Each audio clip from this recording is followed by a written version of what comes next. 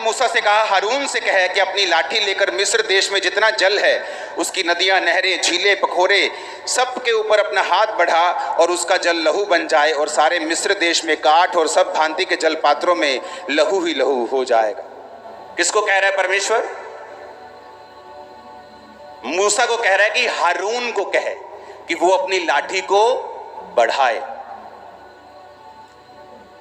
अब निर्गमन 7 उसकी 20 में लिखा, तब मूसा और हारून ने यहोवा की आज्ञा के अनुसार किया और लाठी को लेकर उसके फिरौन और उसके कर्मचारियों को देखते नील नदी के जल पर मारा और नदी का सब जल लहू बन गया।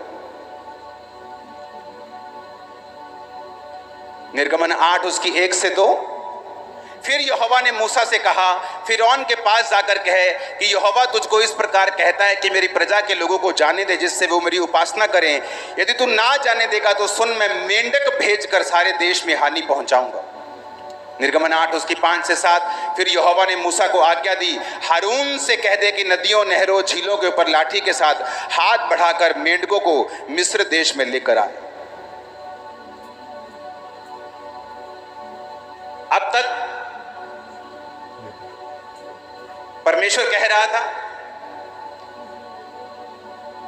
जब लाठी बनाई, अजगर बनाया, लहू की महामारी बनाई, मेंढकों की महामारी, कुटकियों की महामारी, डांसों की महामारी, ये सारी महामारियां परमेश्वर ने कहा मूसा से कि हारून को कहे अपनी छड़ी बढ़ाए। इतना समझ आया कि नहीं आया? अब जब ओलों की महामारी निर्गमन 9 से शुरू हुई, जब परमेश्वर ने कहा कि फिरौन को कह दे कि मैं आसमान से इतने बड़े ओले बरसाऊंगा कि मिस्र की नींव पड़ने से पहले और अब तक इतने बड़े ओले कभी नहीं पड़े होंगे, अपने पशुओं को, सेवकों को घर के अंदर हाँक दे, नहीं तो सब मर जाएंगे। और बाइबल कहती अब परमेश्वर ने क्या कहा? 22 आयत में 9 की 22 में लिखा, तब यहोवा ने मूसा से कहा, अपना हाथ आकाश की ओर बढ़ा। अब किसको बोला परमेश्वर ने? मूसा को बोला। अब हारून को नहीं बोला। क्यों? अब हारून के लेवल का मिरेकल्स वो नहीं था। वो नेचर को काबू करना, वो हारून की अनॉइंटिंग के बस की बात नहीं थी। अब ये मूसा के बस के बात थी। जब तक हारून के बस की थी तब परमेश्वर हारून को इस्तेमाल करता रहा, लेकिन अब जब नेचर पे बात, नेचर के ऊपर बहुत कम लोगों का कंट्रोल होता है। जीसस क्राइस्ट का था, पतरस का कई कई जगह आप देखेंगे, कई प्रेरितों का नहीं था, मूसा का था, हारून का नहीं था।